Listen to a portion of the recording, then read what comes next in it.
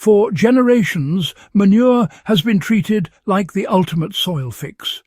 If soil was tired, compacted, or unproductive, the answer was always the same: add manure and wait. But manure works slowly, unevenly, and often causes more problems than gardeners realize.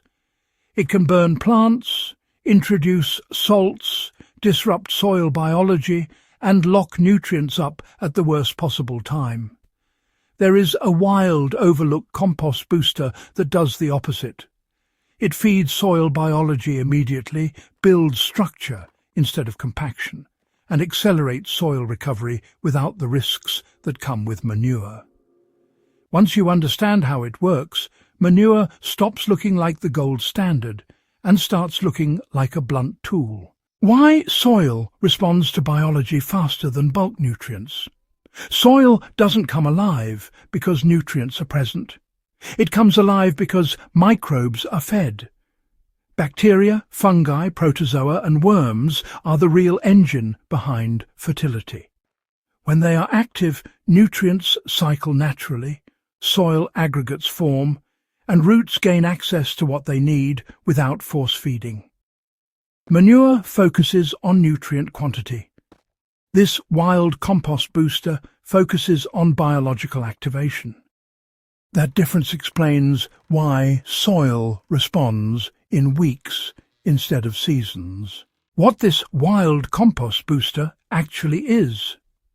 The booster isn't manure, compost or fertilizer. It's fermented plant extract made from fast-growing wild plants combined with a simple sugar source.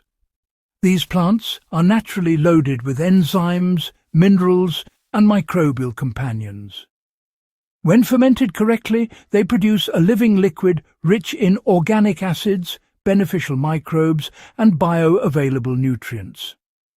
Instead of dumping raw material into soil and waiting for breakdown, this method delivers ready-to-use biology directly into the soil system. Why wild plants outperform farm inputs?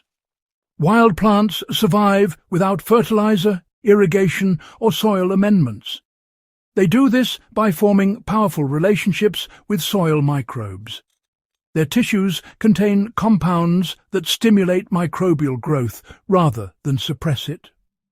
When fermented, those compounds become concentrated and immediately usable. Unlike manure, which often introduces pathogens or excess nitrogen, wild plant ferments deliver balance. They encourage microbial diversity instead of overwhelming the system. So, how does fermentation unlock the true power of your soil? Well, fermentation actually pre-digests organic material. The microbes involved break down complex compounds into much simpler forms, releasing nutrients without any heat loss or nutrient burn-off. What's more, the organic acids produced during fermentation help to solubilize minerals already present in the soil, especially things like phosphorus, calcium, and those important trace elements. This means the soil isn't just getting nutrients from the booster itself. It actually becomes better at accessing its own reserves, which is, quite remarkable. Now, you might be wondering why this works so much faster than traditional manure. Well, manure has to decompose before it can really help the soil. And that process depends on things like temperature, moisture, and whether the right microbes are around. In compacted or degraded soils, decomposition can be slow and, honestly, a bit uneven. But with fermented plant boosters, you simply skip that whole waiting period. The microbes arrive active, the nutrients arrive soluble, and the soil responds almost immediately. Roots can encounter improved conditions within just a few days, not months. Right, so here's how you make the wild compost booster. Start with vigorous, non-woody wild plants. Think nettle, comfrey, chickweed, or any fast-growing grasses. Chop them up finely to increase their surface area. Pop them into a container and add just enough non-chlorinated water to cover them. Then, add a small amount of molasses or raw sugar to feed the fermentation process. Seal it loosely and let the whole mixture ferment for about 1 to 2 weeks, giving it a stir now and again. The liquid should smell earthy and just a bit sweet, never rotten.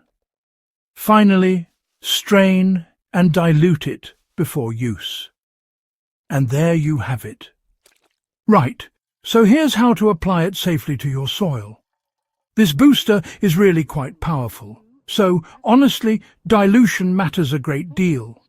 You'll want to apply it as a soil drench around the root zones, or just directly onto your compost and mulch layers. It actually works best when the soil is moist and covered, which allows those microbes to spread without drying out. There's no need to till it in at all. Soil organisms will carry it downward naturally for you. Now, what happens in the soil after you've applied it? Well, microbial activity spikes up pretty quickly. Bacteria multiply first, and then you'll see fungal expansion following on. Worms start moving toward the treated areas, which is always a good sign. Soil aggregates form as the microbes bind particles together and compacted soil loosens up. Water infiltration improves and nutrient cycling really starts to accelerate. You'll notice plants showing stronger root growth before you see much happening above the surface, and that's a sign the system is rebuilding correctly from the ground up.